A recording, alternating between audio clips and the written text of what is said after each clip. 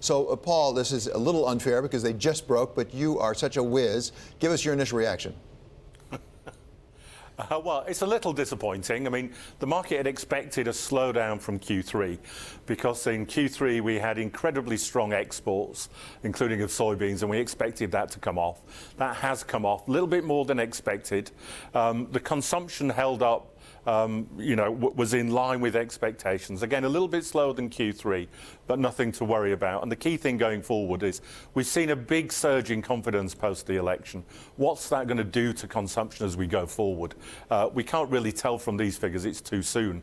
But the key thing will be the consumer in Q1. So slightly disappointing, but not too much to worry about. Well, as Alex pointed out, the Top Life blog on the Bloomberg is a really, really decent piece to read and really break down what's happening with its GDP numbers. Paul, you were sitting around the table with us when we broke the Q3 numbers and we talked about the soybean pop, and on Top Live pointing out that net exports dragged down growth by the most since 2010 following a jump in soybean shipments that added to the expansion in the third quarter. But the thing I want to look at with you, Michael McKee, business equipment spending rising 3.1%, the first gain in 5 quarters.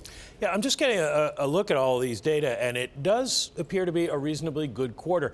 I would caution everybody that we see major revisions to a lot of these categories, and in the last couple of quarters, we have seen major revisions to personal consumption. So that number could be revised up. What's interesting is the turnaround in business investment, 10.7% overall.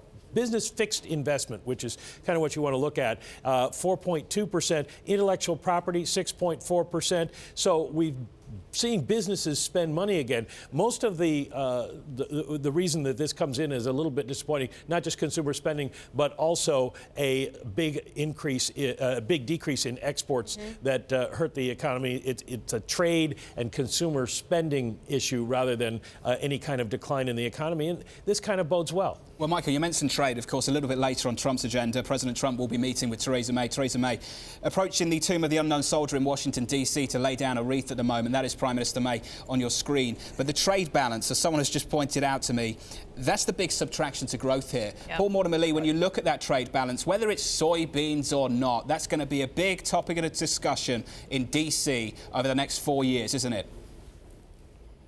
Oh, absolutely, yeah, because clearly, if we had a smaller trade balance, then we'd have better growth. And Mr. Trump is very focused towards that.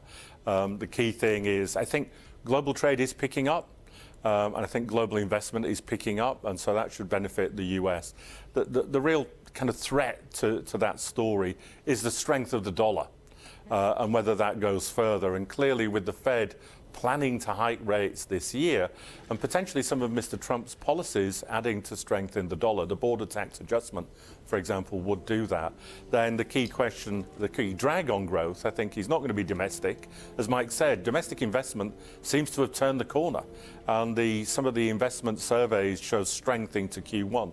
So I think investment's good, consumers should be solid, though higher inflation will chip away a little bit at that. The key question for growth is net trade, and where the dollar goes is going to be a key driver of that.